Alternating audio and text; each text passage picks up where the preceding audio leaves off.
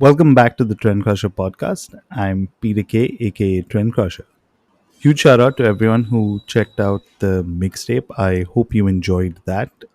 I'm planning a very similar mixtape coming up very soon, so not going to say more about that. But in case you're tuned into this episode and wondering, wait, what the fuck is a mixtape? Well, hit pause, go check out the previous episode that I uploaded, and yeah, check that out. Maybe you'll find, I think, about an hour or so of new music to check out if you haven't heard it already.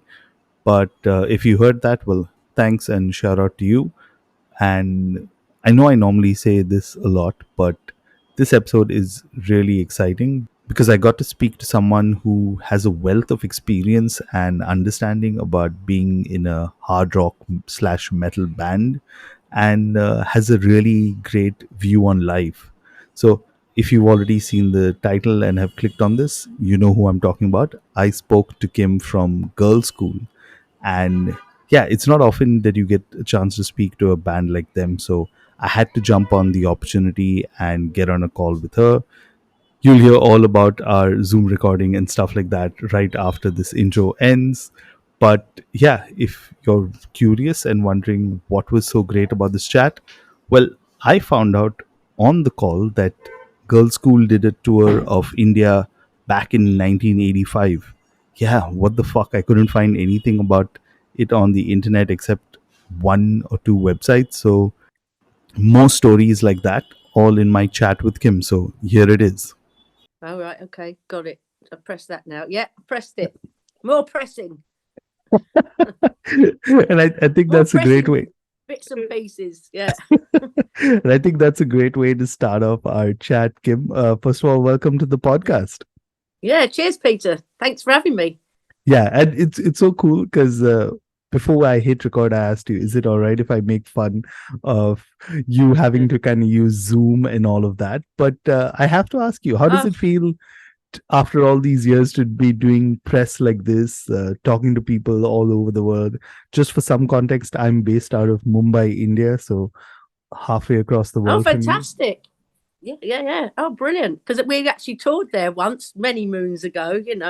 But yeah, it's quite amazing, isn't it, with the Zoom thing? Even though I mean, I'm a total technophobe. I'm hopeless, which is why I'm saying I just press everything and hope for the best.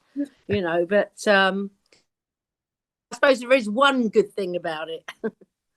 Yeah, I mean, wait, first of all, let's dive into that because that didn't come up in my research. So take me back. Oh. When was this that you guys played India? And I have to hear more about this.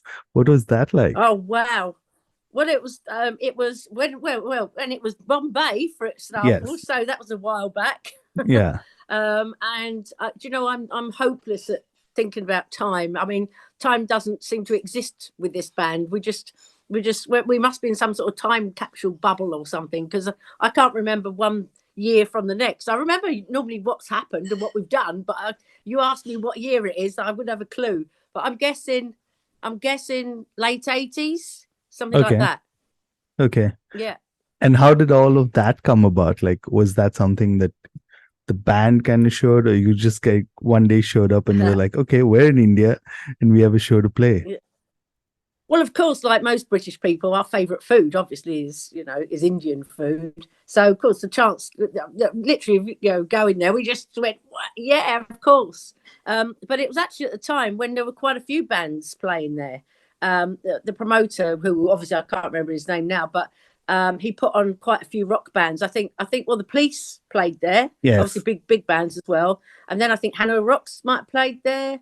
There was us, and then there was, quite a few bands just at this particular time for some reason. I don't know why, but we got invited to tour, and obviously we jumped at the chance.